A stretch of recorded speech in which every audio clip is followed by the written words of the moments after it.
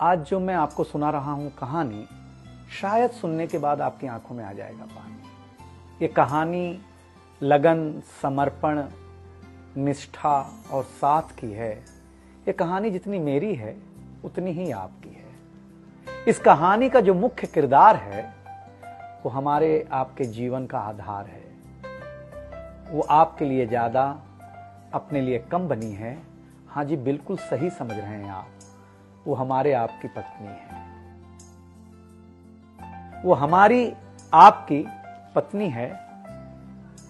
कभी आपने सोचा कि वो आप एक के साथ रिश्ता जोड़ा था, लेकिन एक के साथ रिश्ता जोड़ने के लिए उसने घर, गली, आंगन, मोहल्ला, सखी, सहेली, माँ बाप, न जाने कितनों रिश्तों से अपना मुंह मोड़ा था।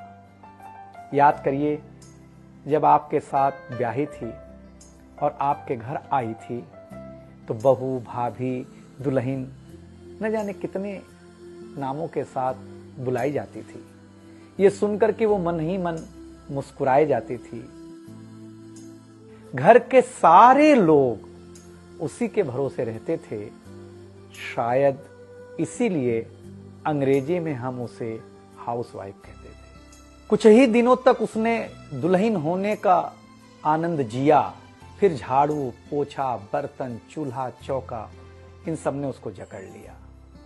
रोज हमारे लिए नाश्ते से लेकर खाने तक कुछ खास रखना, हमारी लंबी उम्र के लिए न जाने कितने उपवास रखना। कुछ महीनों बाद किलकारी गूंजी तो सारे ख्वाब सजे। वो मां बनी तो हम भी बाप बने। जैसे जैसे वो उम्र की सीढ़ियां चढ़ती गई, जैसे जैसे वो उम्र की सीढ़ियां चढ़ती गई, जवाबदारियां कुछ न कुछ रोज बढ़ती गईं। एक तरफ बच्चे पे नजर, दूसरी ओर मैं ऑफिस के लिए लेट न हो जाऊं इस बात का डर। सब कुछ बराबर हो, कुछ रह न जाए, और इस बात पर भी ध्यान कि गैस पर रखा हुआ दूध कहीं बह न जाए। घर वालों की फरमाइशों का चूल्हा जो एक बार चलता, घर वालों की फरमाइशों का चूल्हा जो एक बार जलता, तो कब सुबह, कब शाम, कब रात हो गई उसे पता ही नहीं चलता। इन व्यस्तताओं के बीच समय का चक्र कुछ इतना तेजी से चला, मुन्ना कब मनोज हो गया, मुन्नी कब सुमन, पता ही नहीं चला। अब तक जो था प्यार, अब उसने अपना नाम बदल करके रख लिया था तकरार। बेटी को लेकर के कहना कि कुछ ज्यादा ही मन बढ़ा रखा है, तुम्हारे प्यार ने इसको सर पे चढ़ा रखा है। अब तो वो मुझे भी देने लगी थी ताना, अब तो वो मुझे भी देने लगी थी ताना, ऑफिस में ही रहा करो ना, 2-4 घंटे के लिए घर के आना। शादी के इतने दिनों बाद भी आज भी हमें सुनना पड़ता है कि न जाने कौन सा पाप किया था जो आपके साथ ब्याह किया था। और ये तो रोज की थी कहानी।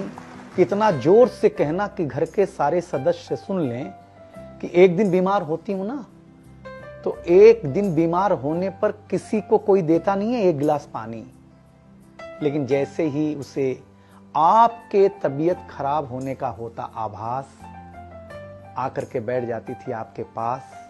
याद तो होगा ना, वो मीठी बातों के साथ माथे पर विक्स लगाना और साथ में कान में यह भी कहना कि कल सुबह अगर अच्छा ना लगे तो फिर ऑफिस मत जाना। लेकिन एक दिन समय ऐसे मोड़ पर ले आता है जहां बदल जाता है जिंदगी का ताना बाना।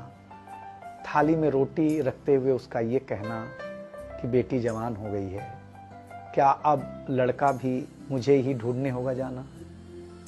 शादी तय हो जाने के बाद 1-1 रुपया जोड़ना, पैसे कम पड़ने पर खुद का कंगन तोड़ना, सब कुछ हो जाएगा मुझे ढाढ़स बढ़ाना, सब कुछ हो जाएगा मुझे ढाढ़स बढ़ाना। विवाह का गीत खुद रोते हुए गाना। याद तो होगा ना आप लोगों को ये गुजरा हुआ जमाना।